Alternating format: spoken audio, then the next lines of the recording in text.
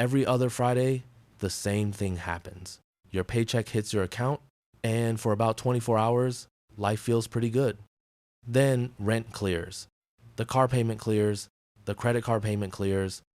A few subscriptions sneak through that you forgot you even had. And by Tuesday, you're staring at your bank balance, wondering how someone making the same money as you somehow seems miles ahead financially. Meanwhile, somebody else is taking home a paycheck that's probably not much different from yours and quietly building real wealth. No lottery ticket, no crypto moonshot, no rich parents. So what do they know that you don't?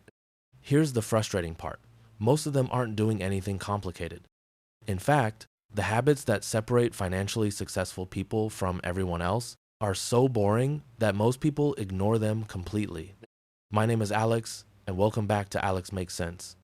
If you've ever felt like you're working hard but somehow not getting ahead, hit that subscribe button. Because today we're talking about 6 simple financial decisions that quietly put people ahead of the vast majority of the population. And before you roll your eyes and assume this is another wake up at 5 a.m. and invest in real estate video, it's not. Because the bar is actually much lower than most people think. Let's start there. When people hear the phrase financially successful, they picture millionaires, big houses, luxury vacations, investment accounts with more zeros than they can count. But that's not the benchmark most people should be focused on. The truth is, simply getting your financial life under control already puts you ahead of a huge percentage of people. Think about this. If your car breaks down tomorrow and you can cover a $1,000 repair without reaching for a credit card, you're already doing better than millions of Americans. That's not because you're rich. It's because the average person's finances are hanging together by a thread. Most people aren't losing because they don't earn enough. They're losing because every dollar that comes in immediately goes back out. Which brings me to a guy we'll call Axel. Axel is 3-1. He's got a decent job, nothing amazing, nothing terrible. He pays his bills, shows up to work, tries to do the right thing, but every month feels the same. Money comes in. Money goes out. And despite working for years, his financial situation barely changes. Sound familiar? Now here's the interesting part. Axel isn't lazy. He's not irresponsible. He's just never built a system. And that's where almost everyone gets stuck. Because income and wealth are not the same thing. I want you to meet another guy. We'll call him Julian. Julian earns almost twice what Axel makes. From the outside, Julian looks like he's winning. Nice truck, big house, expensive watch. The kind of lifestyle that makes people assume he's wealthy. But behind the scenes, every paycheck already has a destination before it arrives.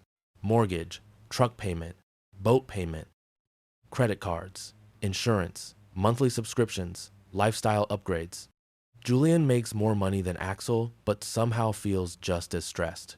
Why? Because every raise he ever got immediately turned into a new expense. This is what economists call lifestyle inflation.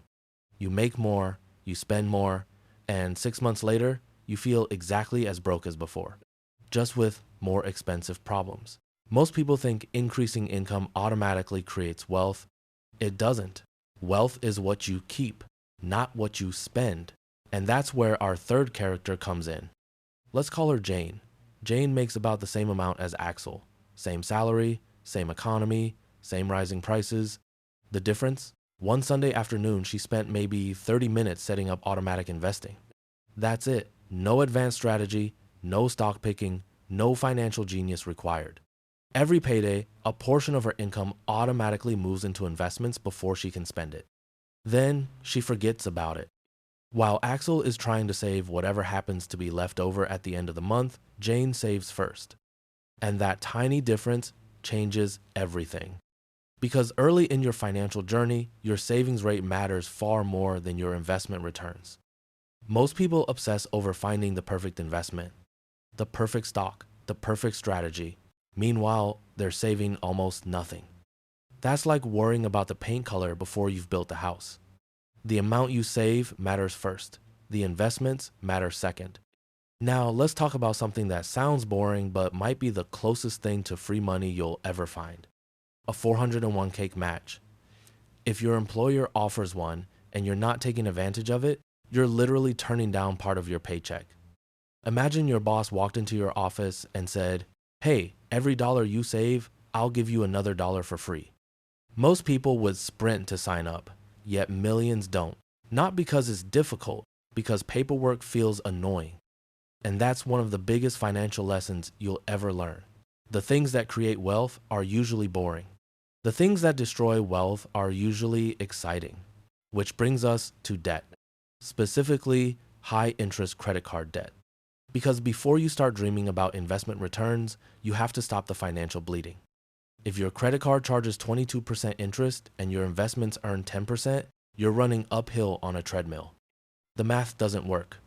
Every dollar used to eliminate high interest debt is earning a guaranteed return that's almost impossible to beat elsewhere. And once that debt is gone, now the real wealth building starts. This is where compound interest enters the conversation. And honestly, compound interest is one of the most misunderstood forces in personal finance. Let's say you invest just $200 per month.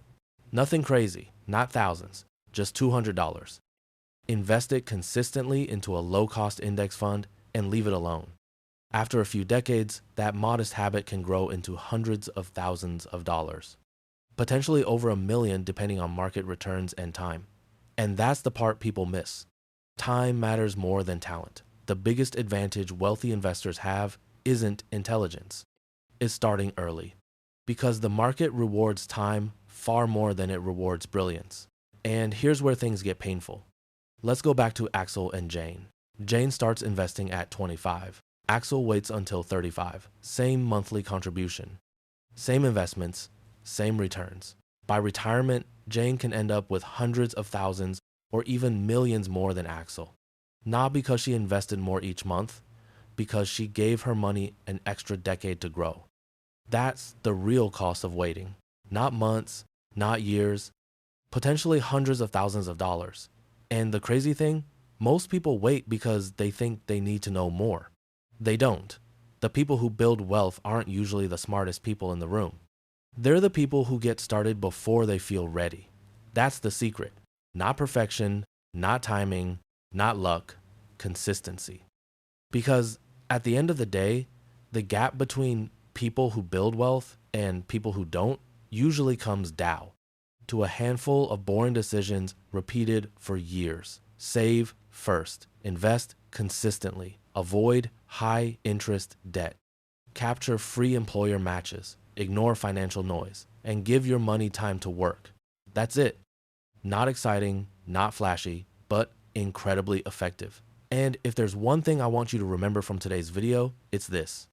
Financial success isn't built in a single year. It's built one paycheck at a time. The people who end up ahead aren't necessarily smarter. They just started making these decisions sooner. And the best time to start? Not next year. Not after your next raise, today.